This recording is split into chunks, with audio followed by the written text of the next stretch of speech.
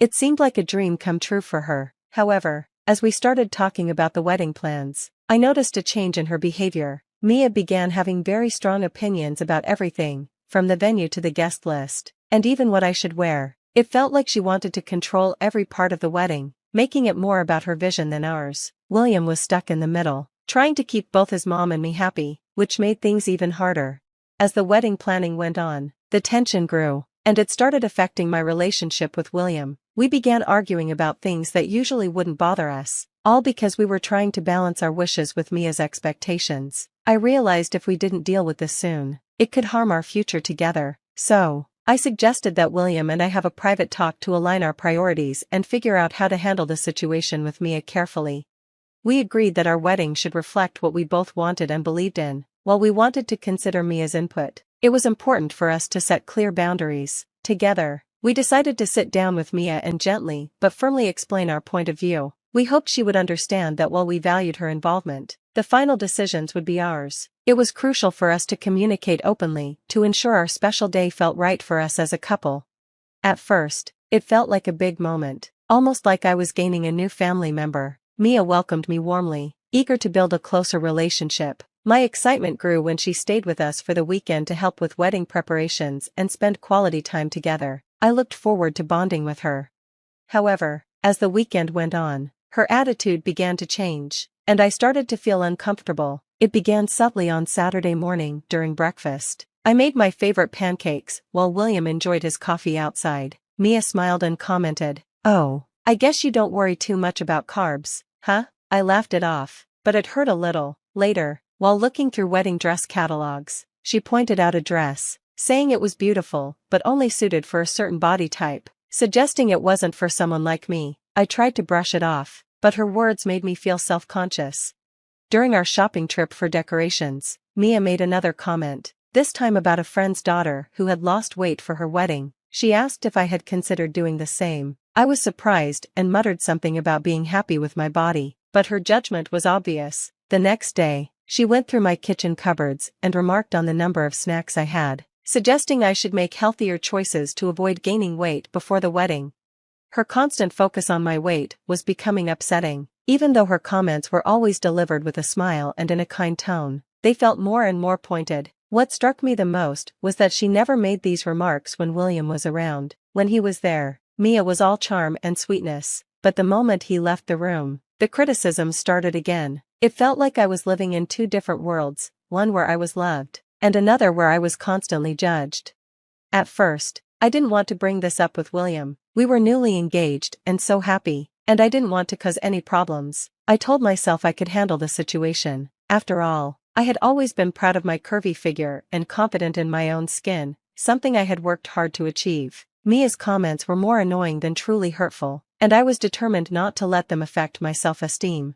But as time went on, Mia's visits became more frequent, cutting into the limited time I had to plan our wedding on the weekends. Whenever I hoped to focus on wedding arrangements, Mia would show up either giving unwanted advice or just hanging around, making it harder for me to stay calm. Her constant presence was starting to stress me out, especially since she always seemed to imply she knew better than I did. One weekend, she called to say she'd be visiting again, and I felt a knot in my stomach. I really needed some alone time to get things organized without her input. Trying to stop her from coming, I mentioned I'd be out looking at wedding dresses. Unexpectedly, she got excited and insisted on coming along. I was caught off guard and didn't know how to refuse without sounding rude, so I had no choice but to agree. I agreed to let Mia come along, and when she arrived, she was very excited, but deep down, I was nervous about how the day would go. As we went to different bridal shops, Mia took on a motherly role, picking out dresses I didn't like and commenting on how certain styles didn't flatter my figure. It was overwhelming. When I finally tried on a dress I really loved, she said it was nice, but maybe too tight around the waist. She suggested I go for something more flowy, to be more flattering. Her comment crushed my excitement, making me second-guess my choice. By the end of the day, I hadn't picked a dress and felt disappointed. Mia went home, and I was relieved to have a break from her constant remarks. But soon after, she started texting, eager to know when I would go dress shopping again. I avoided answering her, determined to keep my next trip a secret. Unfortunately, William accidentally told his mom about my plans, and she quickly called to ask when she could join. Faced with another stressful day with her, I quickly made up an excuse, saying the bridal shop had a rule that only 3 guests were allowed, and my mom and maid of honor were already coming. Mia immediately questioned this strange policy, putting me on the spot. Flustered, I repeated the story and hurriedly ended the call. I felt guilty for lying to her, but I knew I needed to protect my own peace of mind.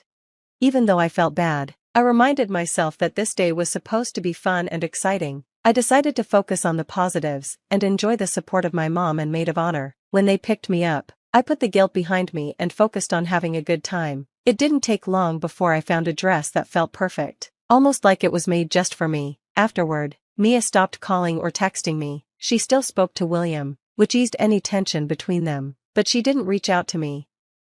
In my excitement, I sent her a photo of me in the dress, hoping to share my happiness with her. Her only response was a thumbs-up emoji. Unsure of how to feel about that, I chose not to dwell on her reaction. As the wedding got closer, my days became so busy with last-minute tasks that I didn't have time to think much about her. When the wedding day finally arrived, everything was perfect. Walking down the aisle toward William felt magical. However, William was too upset to listen to her explanations and demanded she leave immediately. I had never seen him so distressed, and it broke my heart to see him in conflict with his mom on what was supposed to be a joyful day. The mood of the reception quickly turned sour. Guests could sense the tension, and the celebratory atmosphere we had carefully planned vanished. People started leaving early, and soon the reception ended much sooner than expected. The abrupt end to what I had hoped would be a perfect day was devastating. William and I went back to our hotel room, completely drained by the day's events. The emotional toll was heavy, and I felt deeply saddened that what should have been one of the happiest days of my life had been tarnished. After the wedding, Mia tried reaching out to both William and me through texts and calls, but we were too hurt and needed time apart to process everything. William was clearly torn. He loved his mother, but felt deeply betrayed by what she had done. It was a complicated situation with no easy solution. When we returned home after the wedding, I tried to move forward and focus on starting this new chapter of life with William, but memories of that day kept coming back, filling me with regret and wondering what might have been if Mia hadn't pulled her risky prank.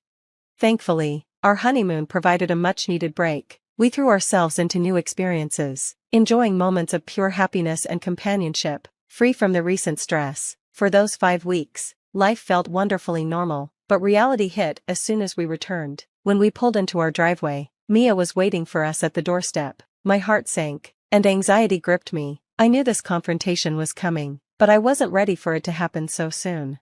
The worst part was that Mia didn't start with an apology. Instead, she continued to defend her actions, insisting that her prank was harmless and minimizing the seriousness of what she had done. Her refusal to accept responsibility made the conversation even harder. William had finally had enough. He confronted her, explaining that she had crossed a line, and the only way forward was for her to admit her mistake and apologize to me. Until then, he said, their relationship would be limited to holiday gatherings, like distant relatives who only see each other occasionally. Mia was shocked by his firm stance and started to cry, but William stood his ground. I could see how painful it was for him to set these boundaries with his own mother, but he remained steadfast in supporting me. I felt safe and respected with William's support, but things took an unexpected turn when Mia suddenly showed up outside my office one day, surprised and not wanting to cause a scene at work. I agreed to meet her at a small cafe across the street. She was visibly upset, and as soon as we sat down, she broke down in tears, catching the attention of other customers. Mia expressed her disbelief over William's firm stance, saying he wasn't answering her calls or texts. She begged me to talk to him and help restore their relationship to how it was before. However, she still hadn't apologized for what she did at the wedding, acting like it wasn't that serious. I told her that instead of showing up unannounced and making a scene in public, she should take time to think about how her actions had affected both me and William. I reminded her that she had ruined my wedding day, and it wasn't fair for her to expect me to just forget that and convince William to forgive her. When she tried to defend herself, saying she didn't mean any harm and was only sorry about how I reacted, it became clear that she didn't really understand the impact of what she had done. As Mia continued crying, drawing more attention in the cafe, I felt increasingly uncomfortable and just wanted to leave. I told her I would see what I could do, but I didn't make any promises about fixing things between her and William. I left the cafe, still unsure if I could forgive her. Her apology only came after I pushed her for it, which made me hesitant. My mom advised me to forgive my mother-in-law, but I still felt conflicted. What do you all think I should do in this situation?